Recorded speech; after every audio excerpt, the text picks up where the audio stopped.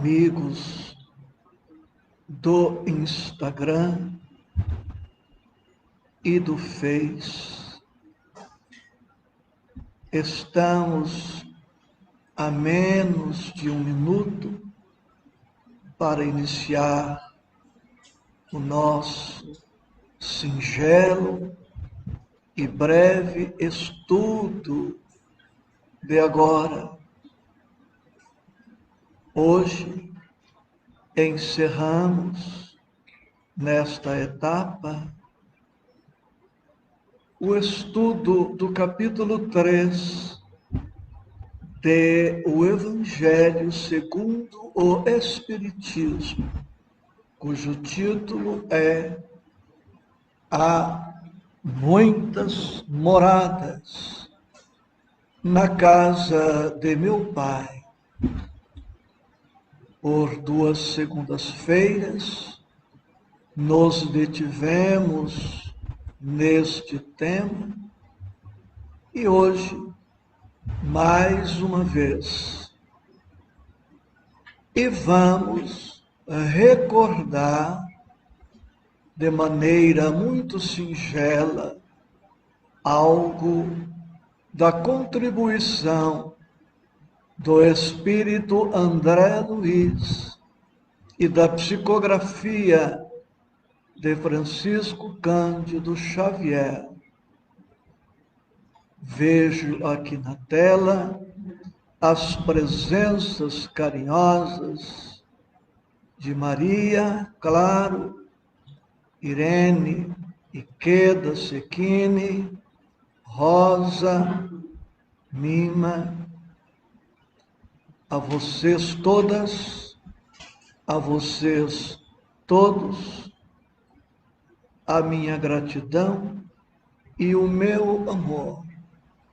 Que Deus, que aí está com vocês,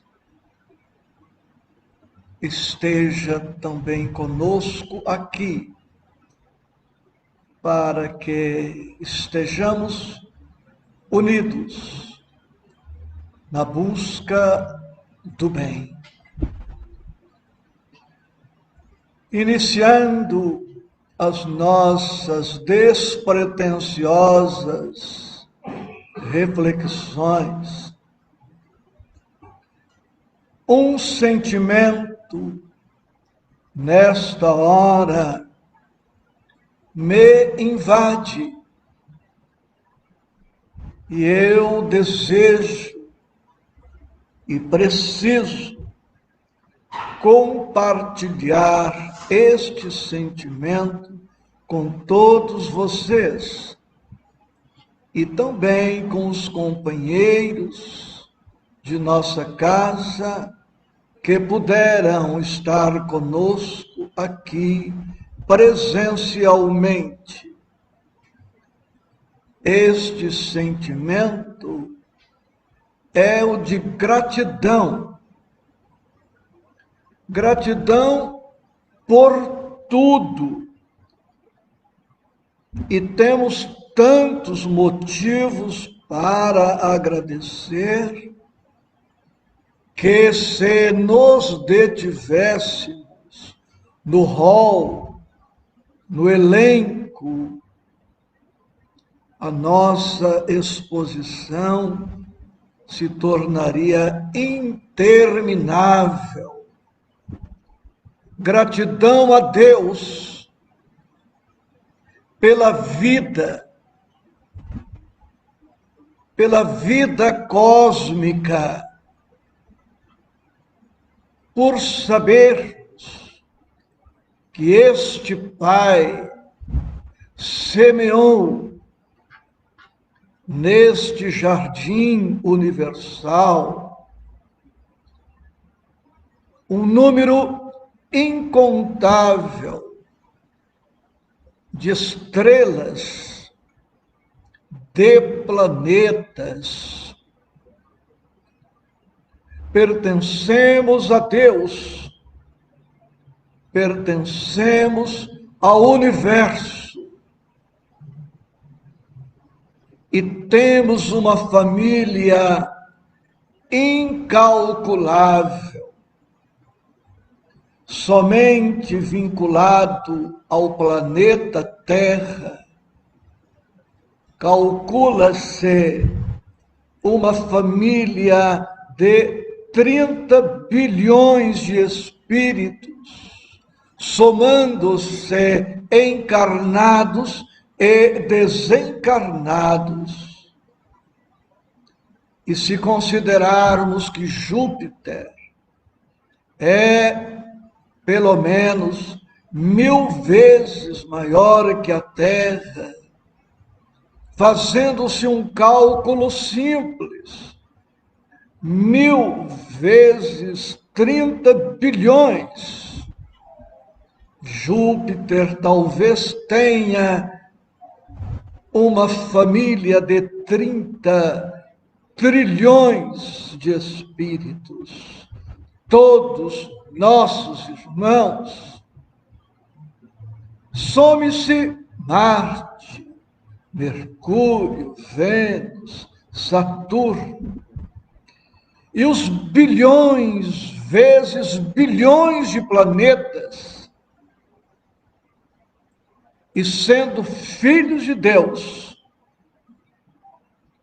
somos seus herdeiros. Somos seus herdeiros.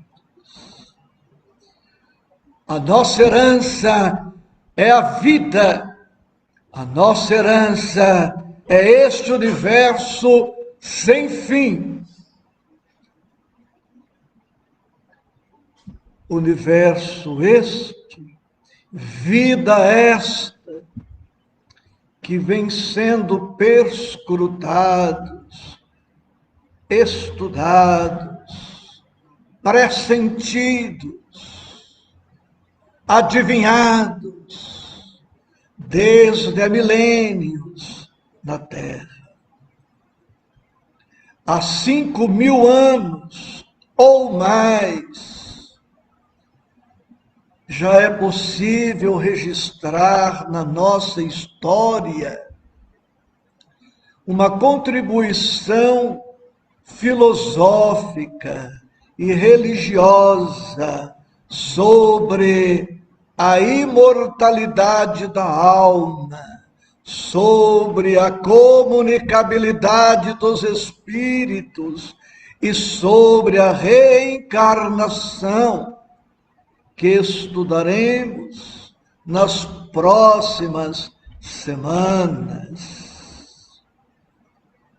Deus, na sua paciência infinita, na sua compreensão infinita, no seu respeito infinito, vai permitindo que os seus mensageiros venham à Terra, respeitando-se a nossa capacidade de compreensão, para que o excesso de luz não nos encegueça, não nos perturbe. Deus, por milênios, esperou que o século XX chegasse. E antes deste século XX, toda uma semeadura foi sendo realizada. Deus não tem pressa para algumas coisas. A frase é estranha, mas Deus tem pressa em uma coisa, segundo o apóstolo Paulo: que nós nos adiantemos quanto possível. Pela vontade de Deus, não dormiríamos tanto, não estacionaríamos tanto e mais depressa avançaríamos no conhecimento e na virtude. Porque mais depressa entraríamos na posse da nossa paz, da nossa segurança, da nossa felicidade. Para o mais, Deus não tem pressa. E porque não tem pressa, Deus permitiu que por milênios acreditássemos naquele céu fixo, eterno, inamovível, entediante. E Deus permitiu que acreditássemos nas penas eternas, no inferno eterno, no fogo eterno, no castigo eterno. Ele sabia que éramos crianças, como crianças ainda somos. E ele então esperou pacientemente até que o século XX permitisse a reencarnação de um dos espíritos mais lúcidos, mais evoluídos da humanidade, Francisco Cândido Xavier. Mas, antes de falar alguma coisa dele, de sua obra, gratidão a Moisés, a Buda, a Krishna, a Zoroastro, Lao Tse, Sócrates, Platão, Pitágoras, Aristóteles, Hermes e tantos outros. Gratidão aos profetas, aos apóstolos, aos teólogos, aos padres, aos sacerdotes, aos pensadores de todo o jaez. Como também gratidão aos cientistas da primeira hora, aos trabalhadores da primeira hora. Mas a ciência, a filosofia e a religião precisavam e precisam continuar avançando, porque a lei é de progresso. Não podemos estacionar ao que já sabemos, ao que já podemos. É preciso avançar sempre. E foi assim, queridos, que no ano de 1910 reencarnou este espírito que recebeu o nome, depois corrigido, ficou assim, Francisco Cândido Xavier. Seu nome de registro era outro, depois passou por uma retificação. Um dos maiores médiuns da humanidade, eleito o brasileiro mais importante da história, deixou uma obra incomum de praticamente 500 livros. Por intermédio dele, centenas, milhares de espíritos se comunicaram pela psicofonia, pela psicografia, pela audiência, pela vidência. E ele se transformou, depois do Cristo, na maior ponte mediúnica entre as duas humanidades, que em verdade formam uma só, a humanidade encarnada e a humanidade desencarnada. Os espíritos são o que nós seremos com a desencarnação, como eles foram o que nós somos. E André Luiz é um dos espíritos escolhidos por Jesus para fazer a ponte da espiritualidade para nós, através desta outra ponte, Francisco Cândido Xavier. Em verdade, André Luiz e Chico Xavier formam uma só ponte entre a humanidade encarnada e a humanidade desencarnada. Se você que está aqui fisicamente presente ou acompanhando pelas redes sociais, ainda não leu, não releu a série André Luiz, não deixe passar esta oportunidade. Não desencarne antes de assumir com você mesmo o compromisso de ler, reler, triler, estudar a série André Luiz, composta por estes livros, cujos títulos registro agora. O primeiro livro da série é Nosso Lar. O livro mais importante do século XX.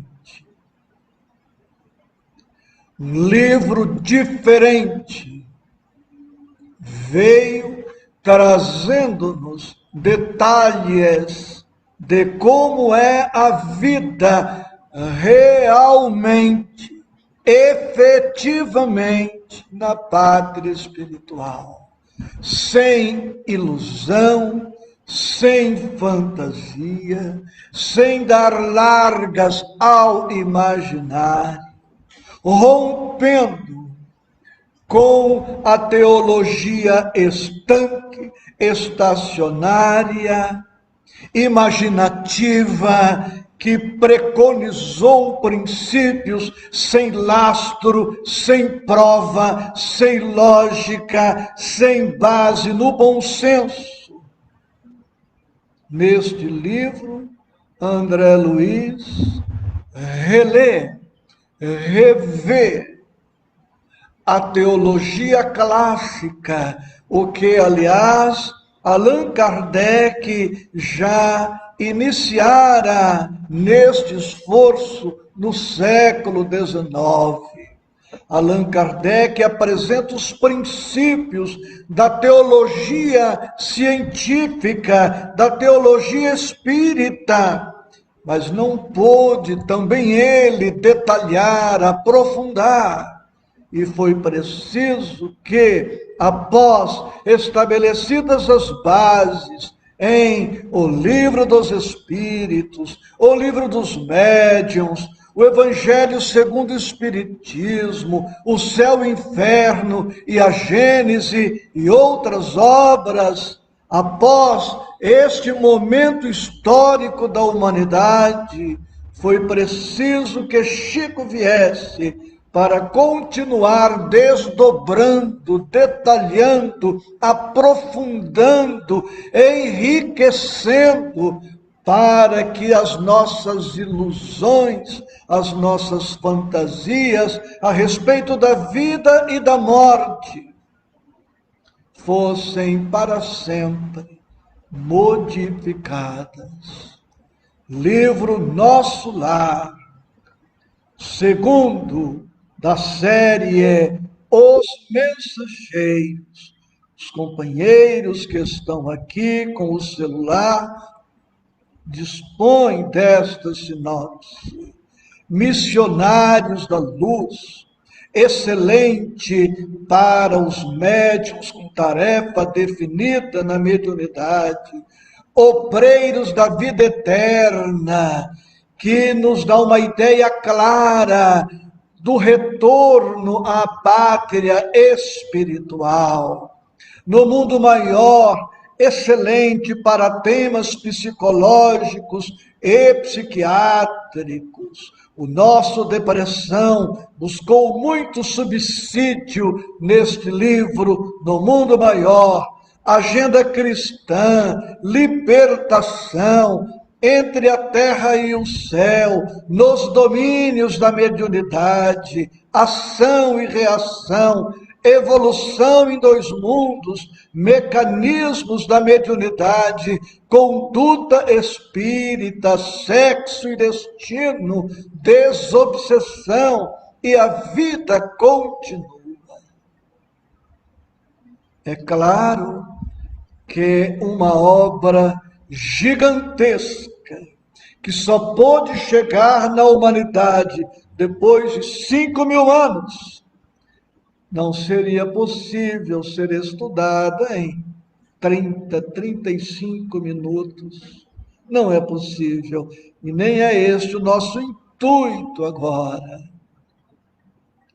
Mas preciso dizer que a vida na Terra, trago para você a síntese do resumo da sinopse, da resenha da síntese do resumo da sinopse, nesta frase: a Terra onde estamos é uma cópia imperfeita do que vamos encontrar com a nossa desencarnação.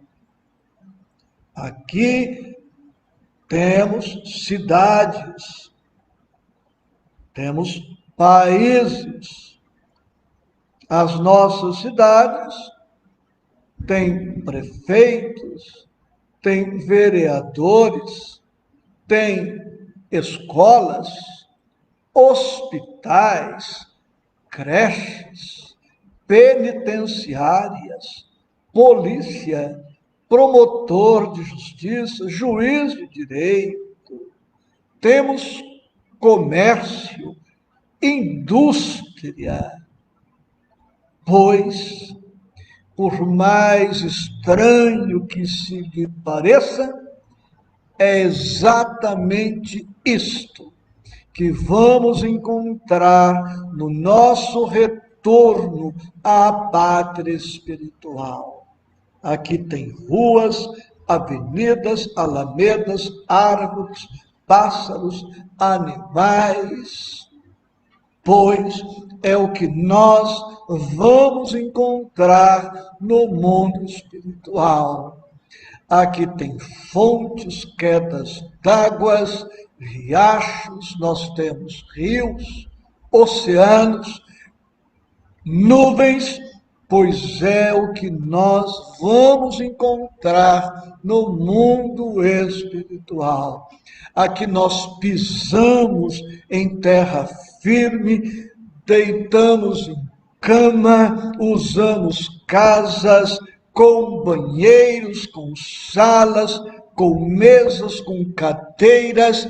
Aqui nós temos saxofone, pistão, teclado, piano, violino, violoncelo, pois isto tudo nós vamos encontrar no mundo espiritual.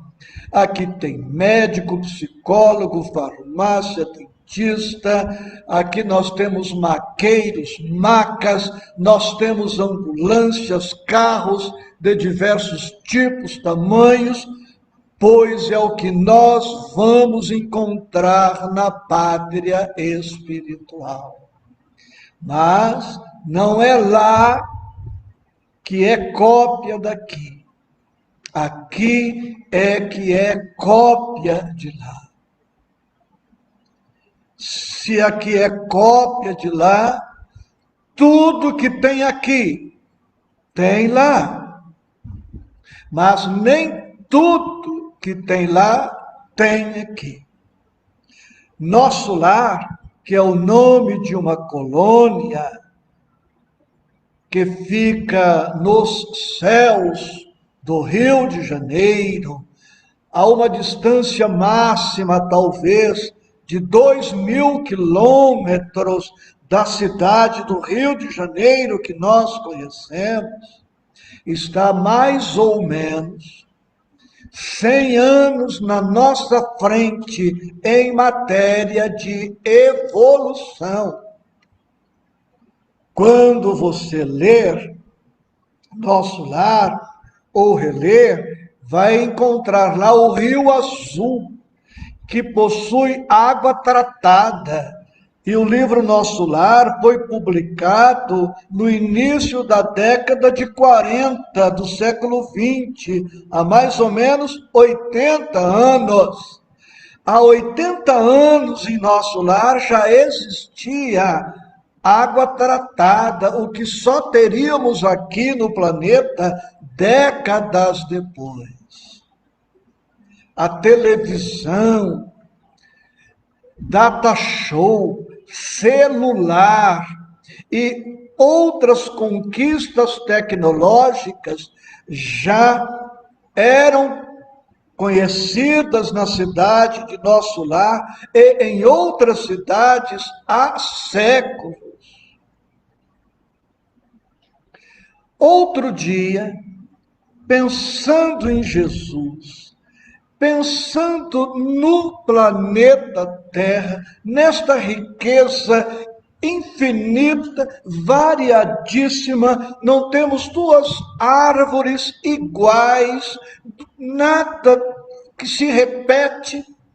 O clima de onde estamos é diferente do clima de 100 metros, de 500 metros daqui, e mais para frente, 100 metros, o clima é outro, não é rigorosamente igual. E eu estava pensando nisto tudo, nesta harmonia, nesta beleza do planeta Terra. E um amigo espiritual me sussurrou pela audiência algo que eu não pensaria, de mim mesmo, eu não pensaria nisto. E o amigo espiritual falou: Isaías, sabe como Jesus organizou isto tudo? E ele me disse: por computação gráfica. Há bilhões de anos, o Cristo já dominava a tecnologia, chamou engenheiros técnicos e organizou através de computação gráfica num computador que é inabordável para nós. Ele projetou tudo e em alguns poucos bilhões de anos foi materializando aquilo que constava da computação gráfica. Se você acha que eu estou ficando louco, eu tenho uma ótima notícia para te dar.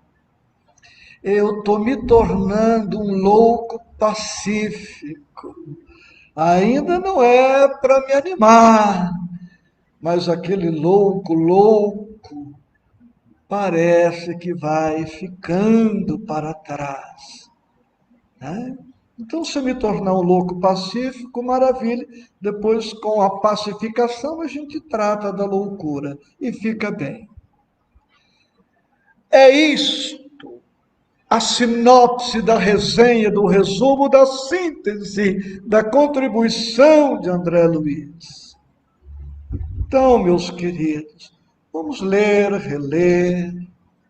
E ele diz, em nosso lar, a vida não cessa. A vida é fonte eterna. E a morte é o jogo escuro das ilusões. Cerrar os olhos carnais constitui operação demasiadamente simples. Permutar a roupagem física não decide o problema fundamental da iluminação, como a troca de vestidos nada tem que ver com as soluções profundas do destino e do ser. Ainda em nosso lar, seria extremamente infantil a crença de que o simples baixar do pano resolvesse transcendentes questões do infinito. E ele traz muitos detalhes. O perispírito, que é o corpo espiritual, é o molde, é o modelo organizador biológico. Nosso corpo tem orelhas, pois o corpo espiritual tem orelhas. Nosso corpo tem olhos, pois o corpo espiritual tem olhos, tem cabelo, tem rosto, tem boca, tem dente, tem braço, tem perna.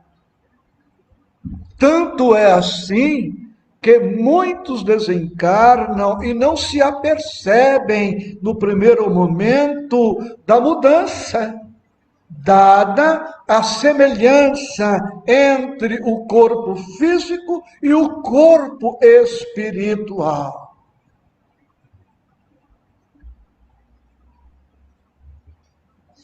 Precisamos avançar, não só pelo relógio, mas por outros fatores. No livro Os Mensageiros, segundo da série, eu destaco este pensamento. Pela primeira vez, cataloguei adversários na categoria de benfeitores. Comecei a frequentar de novo o ninho da família terrestre, não mais como senhor do círculo doméstico, mas como operário que ama o trabalho da oficina que a vida lhe designou. Isto depois de constatar que a viúva que lhe deixara na terra casara-se novamente e lhe fechara as portas do coração. Missionários da Luz, o terceiro da série.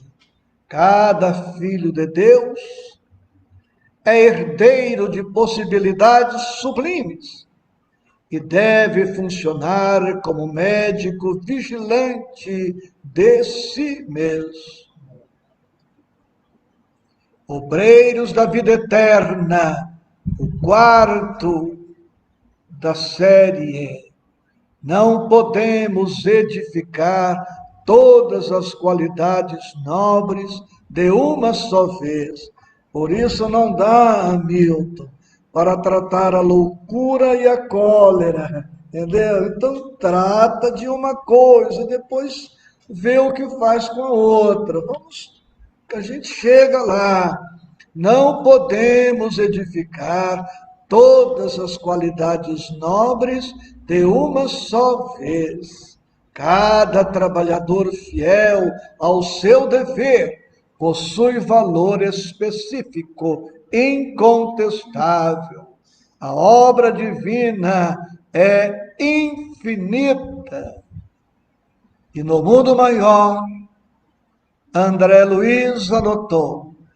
E quem estiver aqui ou em casa ouvindo, não pense, já sei do que trata tal livro. Tá? Não sabemos. Época virá em que o amor, a fraternidade e a compreensão, definindo estados do espírito, serão tão importantes para a mente encarnada quanto o pão, a água, o remédio. É questão de tempo. Lícito é esperar sempre o bem, com o otimismo divino. Queridos, o Espiritismo está na Terra. Estamos matriculados nesta escola. Estamos internados neste hospital para crescer, avançar. Dr. Augusto Cury, psiquiatra, ao estudar Jesus e as características desta escola planetária, nos diz que Jesus pretendia produzir uma nova pessoa, uma pessoa solidária, uma pessoa tolerante, e nós poderíamos desdobrar isto por dezenas de qualificativos. O apóstolo Paulo escreveu: assim é que, se alguém está em Cristo, nova criatura é. As coisas velhas já passaram, eis que tudo se fez novo. Segundo Coríntios, capítulo 5, versículo 17. E Jesus, no capítulo 3, no item 1, quando nos fala das muitas moradas, nos diz que haveria de preparar lugar e voltar outra vez para nos buscar, para que onde eu esteja, disse ele, estejai vós também. Amores, vocês, eu não sei, mas eu já decepcionei Jesus muitas vezes, incontáveis vezes, nestes milênios todos. Ele me vem chamando há milênios. Conheço Jesus, o seu evangelho há milênios. E digo isto não para me exaltar, pelo contrário, para me chamar à responsabilidade. Já passou da hora de eu me render a Jesus, de eu me render ao Evangelho, de eu me entregar a Deus, de me entregar ao Cristo, de me entregar ao amor, ao perdão, à caridade, ao bem. Se você também sente que já decepcionou o Mestre em alguma oportunidade,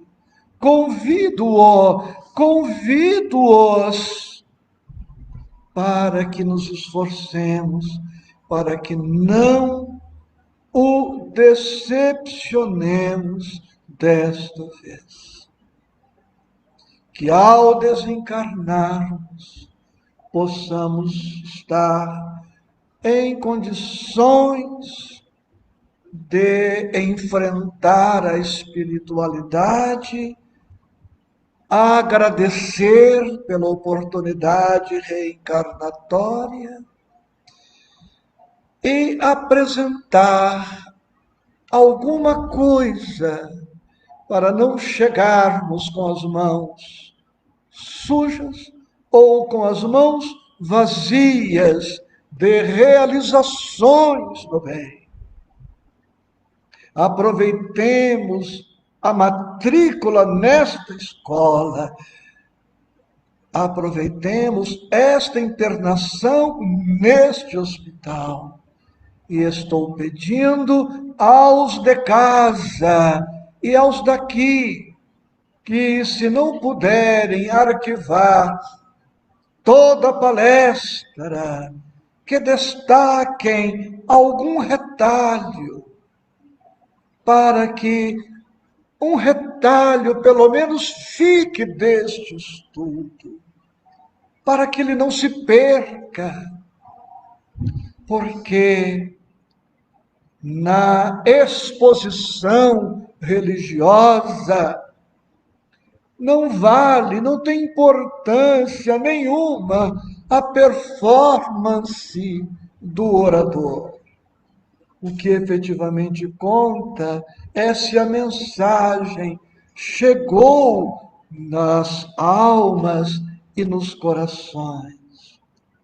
Palestra boa não é aquela em que o orador brilha, não é aquela em que o orador se promove, despertando admiração. Esta não é a palestra espírita boa.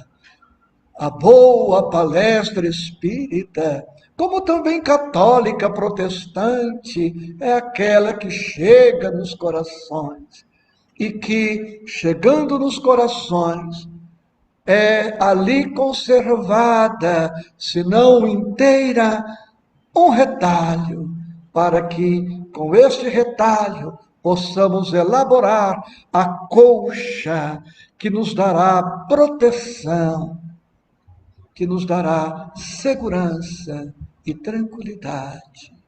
Que Jesus te abençoe, nos abençoe, porque também me reconheço necessitado.